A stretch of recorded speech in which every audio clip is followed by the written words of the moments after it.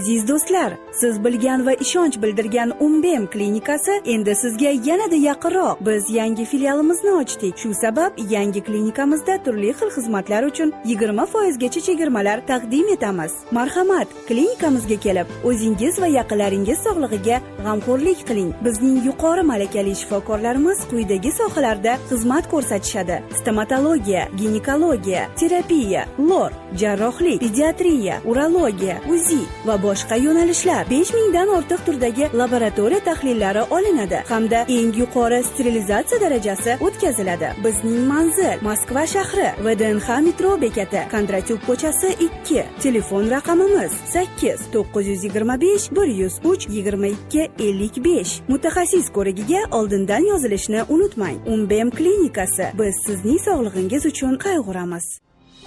AQSh senatori Elizabet Warren shunday deydi: Tramp ma'muriyati Erondagi qizlar maktabining bombardimon qilinishini tasdiqladi. Bu so'nggi 10 yillikdagi eng halokatli harbiy holatlardan biri. Tramp bu haqida yolg'on gapirdi. 175 kishi halok bo'ldi. Ularning aksariyati bolalar. AQSh urush vaziri Pete Hegseth ishdan bo'shatilishi kerak, dedi AQSh senatori.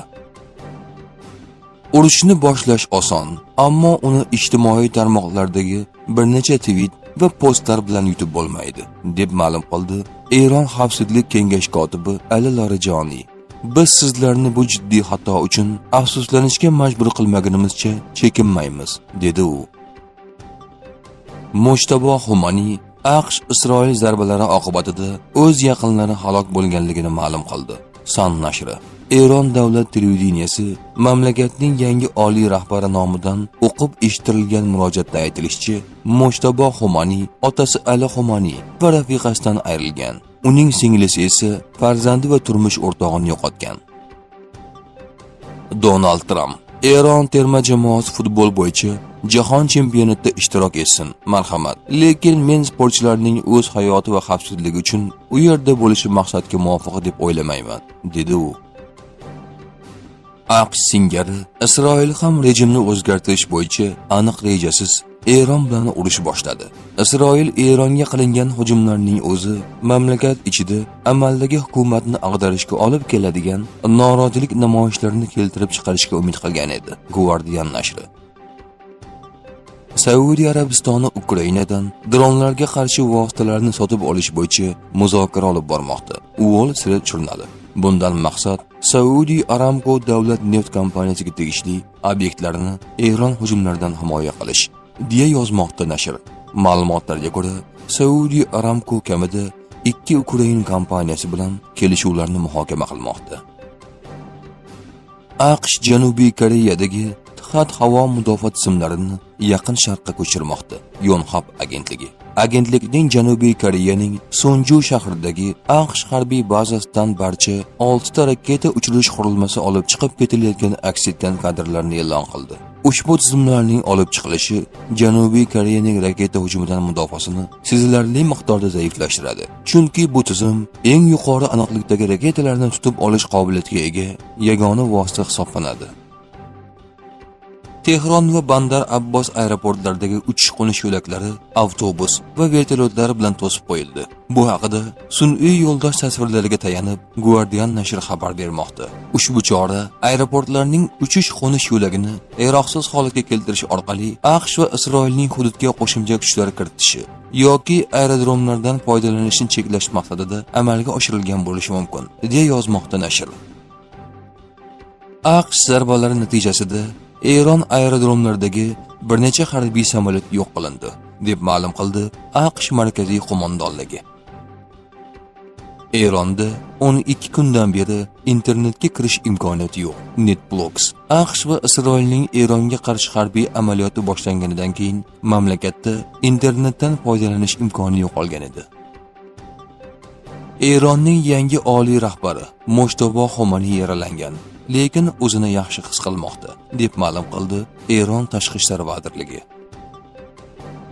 Donald Trampning yangi bayonotlari.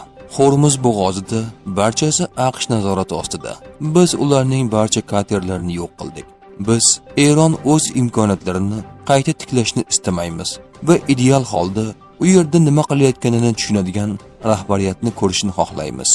AQSh Eronning energiya tizimini 1 soat ichida yo'q qila oladi. Uni tiklash uchun esa 25 yil vaqt kerak bo'ladi. Eronning yana ozroq raketasi qolgan, ammo ular ko'p emas va vaziyat biz uchun juda qulay.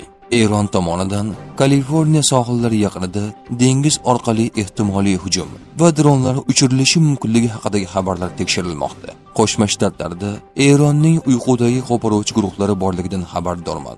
Ularning ko'pchiligi Jo Bayden ma'muriyat davrida ochiq chegaralar orqali mamlakatimizga kirib kelgan, dedi Donald Tramp.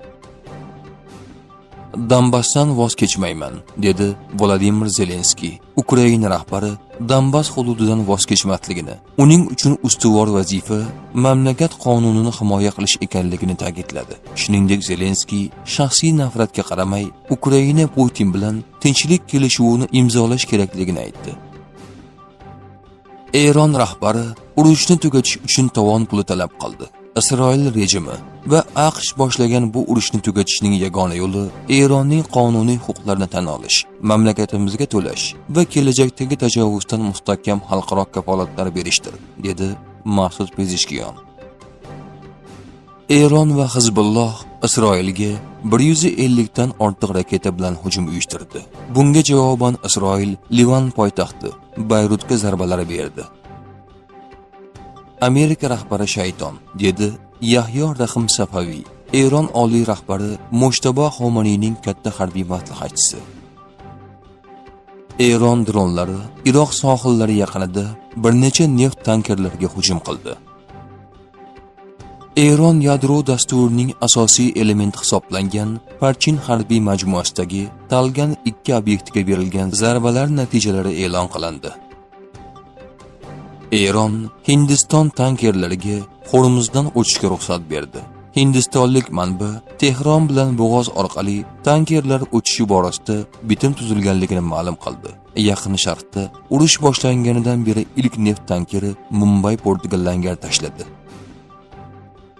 Bangladesh AQShdan Rossiyadan neft sotib olish uchun ruxsat so'ramoqda. Ruminiya AQShdan Lukoilga tegishli neftni qayta ishlash zavodini qayta ishga tushirish uchun ruxsat so'radi. Avvalroq Tramp Hindistonga Rossiya neftidan sotib olishga ruxsat bergan edi. Ukraina ham Rossiyaning janubidagi eng yirik neft markazlaridan biriga zarba berdi. U yerda Rossiya yoqilg'isi va neft mahsulotlarini tashishda muhim rol o'ynaydigan yirik neft ombori va terminali joylashgan.